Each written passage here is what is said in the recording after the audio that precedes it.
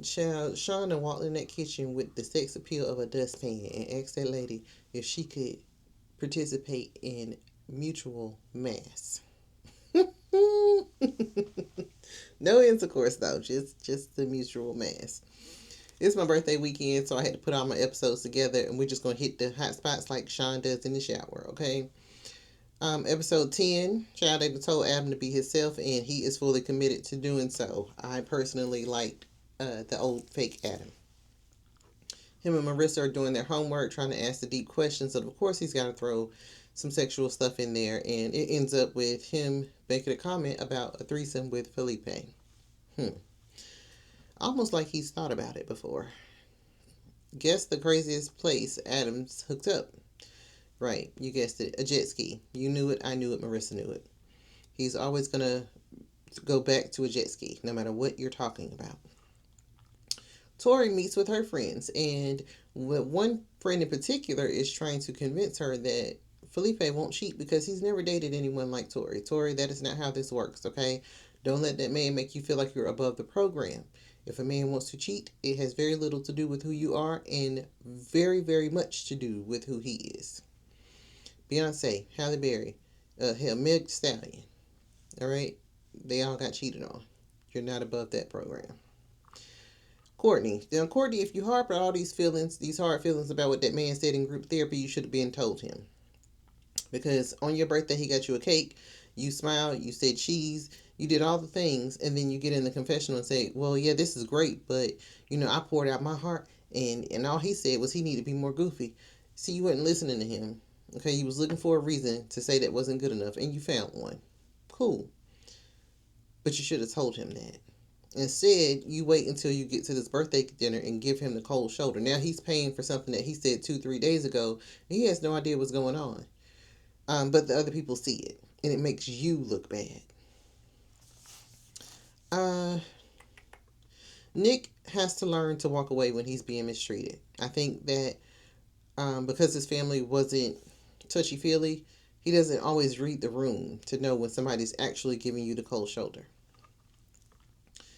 In their session with Lisa, she brings up, him not being vulnerable enough, even though she didn't say much of anything. She hasn't had a good experience with sex. Okay, on to the next one. And she brings up that he wasn't vulnerable enough, and then he brings up the birthday dinner. And she tried to act like that wasn't on purpose. Like, people just sat wherever. And then she said in a very dismissive tone, my mom and my parents didn't sit together at my mom's birthday dinner. They're still fine. You knew what you were doing. Anyway, they decide they're going to kiss and reset. And I was thinking maybe they need to see Dr. Lisa like 3 or 4 times a day because this is ridiculous. Devin tried to talk to Courtney at that birthday dinner, but she wasn't having it because he wasn't on her side. And because he wasn't, she basically said, I love you, but F you, since you're taking his side. And then she proceeds to call Caitlin over there to come get her husband. Caitlin, come get your boy. Okay, fine, right? Fine. Caitlin finally makes her way over there, and she's like, well, what happened? And Courtney said, what happened is I know why you can't live him because he never shuts up. First of all, don't take something that I told you in private and use it as a weapon against the person once you're into it with them. That's not how this works. That's not a good friend at all. Um, then Caitlin gets over there and does not take up for her husband. You don't have to pick a side, but you need to be on your husband's side. Like there shouldn't even been a question. But I'm noticing with Caitlin and Courtney, they've developed this friendship more so with each other than they have with their husbands. And then when they get around each other with their husbands, they're trying to act like they're too happy in front of each other. Now, I don't know if that's because they like each other in that kind of way or if it just messes up their whole friendship because they have nothing to talk about, nothing in common other than how much they do not like their husbands. I don't know, but I noticed that. Becca role playing. That was really cute. The little role play in the gym, the playing horse for the kiss. It was nice. After the picnic or the picnic that Nikki and Sean had, they go back home for a little dry hunching session, and that's what leads to Sean feeling like there's an increased desire and he needs a release. Honey, Sean was so hard walking out that room with that towel on, he could barely walk good. He was just hobbling, just wobbling. I said, "Oh Lord, it hurts." Um, um, but him asking that lady for mass or mutual mass, and she was like, "Well, what about independent mass? Like, what's wrong? Why can't we start there?" He basically said, "I don't want to depend on that for my dopamine hits. I want you to do it." I was like, "Ooh, girl," the way I threw up in my mouth a little bit, because if you're gonna ask, like, you got to do it in the moment when there's a mood, not while she in there cleaning up the kitchen. Don't nobody want to talk about your penis while they cleaning up the kitchen. Like, go. Anyway, after that incident, they have their little quiet time. Well, they have you don't got no sense session where he's supposed to be utilizing all of her sense and stuff with taste and smell, whatever. And then they sit and they talk, and she just lets him know, that question that you asked me about the mutual mass, it made me feel uncomfortable when you said it was my wifely duty. That man said, "Whoa, whoa, whoa. I never said that. I never." He basically said she manufactured that whole theory. He didn't say that. I guess he forgot there were cameras in there. I was about to say towels. And then he get in the confession and was like, "Girl, get out of here. Ain't nobody sweating you like that." I was like, "Oh, God, he just giving me the ick." We go into episode 11 with them still talking about it. And, she was like, "I think it's a velocity issue." He was like, "I don't even know what that means." She was like, "You know what velocity is, the speed of things." And he was like, "Let me ask you a question. Did you have this velocity issues with your ex?" And she said, "No, because he was attractive." Oh, my. Nick and Courtney seem to be getting along a little better this episode. I was like, they're playing a little game. There's a little kissing, a little touching. I said maybe Courtney just need to be put through the mattress a little bit. Felipe's house is nice, but it's too small for the both of them. I feel like his mama been in there straightening up. It ain't no way Felipe be sweaty like that all the time. His house that clean. I don't see it. People, I don't. Y'all know what I'm trying to say. Becca is in the studio and Bill's recording while Mecca is outside watching. And he's very proud of his wife for what she's doing in the studio. But he thinks he's in trouble because he kept her out too late the night before. And she basically tells him, like, I don't, like, we'll have disagreements. That doesn't mean you're in trouble. Like, you're not trouble. And I really hope he starts doing the work so that he can feel better about himself, because her having to do this every day, like lift him up, um, I don't know what to call it, but her having to have this role, this big sister role over him every day, is going to get exhausting when she's getting very little in return. Um, Adam and Marissa, they out there playing pickleball. The jet ski to mess up her hair, and she tied up. They meeting Courtney and Nick, and she is over it. She does not want to. She's hot. She's hungry. She does not want to be out here playing pickleball. This is not really fun for her, especially since they just did it yesterday and the day before that and the day before that. So, she basically tells him she's hungry. She's sucking at it because she's not into it.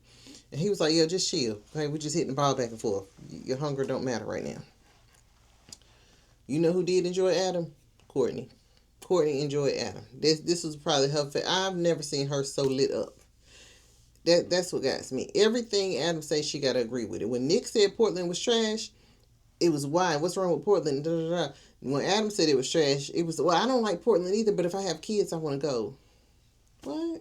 Adam was like, your parents can't come visit on the weekends. Ain't nobody going all the way to Portland to be around your family. Whew. Devin is still sitting on the dock of the bay complaining. And he still ain't getting what he need out of his relationship. He still want to tell everybody but Caitlyn, unless, everybody is in the room. This dinner time, or this group dinner, was basically about Adam and Marissa. Marissa was happy to report their first, argument. She said, he hasn't taken her to dinner. They haven't done anything she's wanted to do. She said they haven't even been on a dinner date since the honeymoon. I was like, dang. He basically just wants to play all day, whether it's ride a jet ski or play pickleball. One or the other all day long. And she wants to get dressed, be cute, and be seen. which I don't mind. Um, that takes us into episode 12, where Adam said, his partner has to have the same hobbies as him because his ex girlfriend used to have the same hobbies as him, and that was the best time of his life, which is crazy to say in front of your wife. And now he just cannot do without that. And I'm like, is this one of the girls that cheated? Yeah. You know why she cheated? Because she didn't want to do this every day. Okay. She was trying to please you, and she didn't want to pick a ball 3 hours a day, 5 days a week. When the table didn't agree with Adam, when he was like the only one that felt that way, and he was no longer the cool kid, he started dialing it back. Well, maybe I'm the weird one. I need to work on compromise. I need to start doing stuff that she wants to do. But I don't believe him. Now, Felipe surprised everybody when he said, let me paraphrase, let me sum it up. Felipe said he's been looking for reasons not to say yes on decision day, because he had an incredible single life and he likes sleeping around. And Cam had to break it down to him. He was like, listen, you're going to get old and the girls ain't going to like you. And you're never going to do better than Tori. I was like, somebody better talk to him. Somebody better talk to him. Because if it wasn't for this experiment, Tori wouldn't even look that way. Everybody tried talking Felipe down. He just kept putting that foot further and further and further in his mouth. He couldn't help himself. How about if he feels like it's a race to fall in love with Tori before he messes up, because he knows if he's in love, he won't mess it up. Felipe, please. Okay? Please. On another note, Mecca said he would be stupid to say no to Belle on decision day.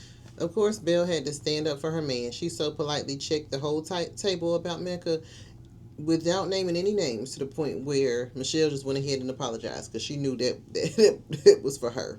She was absolutely certain. Hit dogs hollers. She went ahead and told them people, I apologize. And that was very mature on her part, because I believe she meant everything she said. Courtney. Now we get to Courtney, and she's telling everybody everything she did. I did this. I texted him yesterday. I called him the day before that. I give him a kiss here and there. And I do all that because he likes it, because I don't need all that, but he likes it, so that's why I do it. And Mecca called her out and was like, I still don't believe all of this, because the last time we had a dinner together, you had your back turned to him the whole time. You was not feeling him at all. Now we're supposed to believe that, this is some great relationship. As soon as somebody asked her a question, she went to roll Nick under that bus. Well, I'm talking about everything that I'm doing. I don't know what he's doing. He has said what he's doing. I'm like, Courtney, nobody asked you about him. We're asking about you and your back being turned. So he's kind of trying to explain himself, like, I've been asking about this and I've been doing that, and we'll talk about it. You still didn't answer the question. Anyway, Cam and Michelle are doing perfectly as usual. Devin is still complaining. And I'm not saying he's wrong for complaining, but could it be that Devin is just horny? Could it be that once Devin get a little bit, he'll shut up? Nothing's going to be enough until he gets her. So Devin tells the table that his method was just to back away and let her come to him, but that's not even, going fast enough for him. So she was like, well, don't act like it's not happening. Like, it is. There is some progression, whatever. He's like, I'm not saying it's not happening, but it's really, really slow or whatever.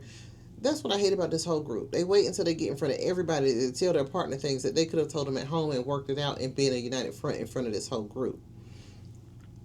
My thing is, if this is a real marriage, what are y'all going to do? How are you going to communicate when there's no group activities every week? Makes no sense. Now, Caitlin's crying again because she's feeling like she's hard to love. And baby, that's what you're giving off, okay? It's giving difficult to love. I ain't going to say hard, difficult to love. And here's the other thing. That man should be able to express how he's feeling within the relationship without you crying. Okay, that shouldn't bring you to tears. His feelings shouldn't bring you to tears. You feel attacked because you know you don't want this. Child, Sean lived like my college student. Okay, I'm sitting here like Dr. this, Dr. that, and you over here living like the kids at the HBCU. Nikki fishing through the house trying to make something out of nothing. Talking about, oh, I see your books in that hard ass bed. Like, she over there trying her best to make it work. I feel like production purposely didn't show the name of his book. I feel like, they was like, "No, you won't get no free promo here." But he knew that we, as the viewers, would go look up his book, which I have not done and I don't plan to do. But he knew that somebody would be nosy enough to go look it up. When he gets to Nikki's house, he is trying to act unimpressed. She might be the bougiest one in her circle, but I know people who are way more bougie. Why don't you become more bougie? And start by taking a long, hot bath. You need to sit in some water, okay? Sit in the water with the soap that the propaganda is telling you that you need. Just do it, okay? Just shits and giggles, sit in the tub with the soap that the people said you need that you don't believe you need. Just do it. Just try it. Sean putting his raw feet on that lady's bed, knowing that he only be in the shower for 3 minutes, just didn't sit well with me at all. Not at all. I said strip that bed immediately. When he said he could see himself in her home, I said, oh no. Nikki, do not let that man move in your house. Either he gonna get in there and won't have, or he gonna get in there and not want to leave, and you ain't gonna be able to put him out. He gonna be squatting. Because y'all married. Cam's apartment is decent. It looks like Cam. It's calm, it's quiet. It doesn't make a lot of noise. Adam and Marissa are meeting with Dr. Lisa, and they're basically focusing on Adam and what Adam likes and why Adam's the way he is, why his parents pushed him, and why he was embarrassed about being in Boy Scouts and playing the piano. Just all things Adam, and why he's so hell bent on jet skiing and playing pickleball all day, every day. My thing about this is, where were the experts when these people were getting put together? Because I thought why do y'all still have so many questions about what these people want and what kind of partner would be perfect for them?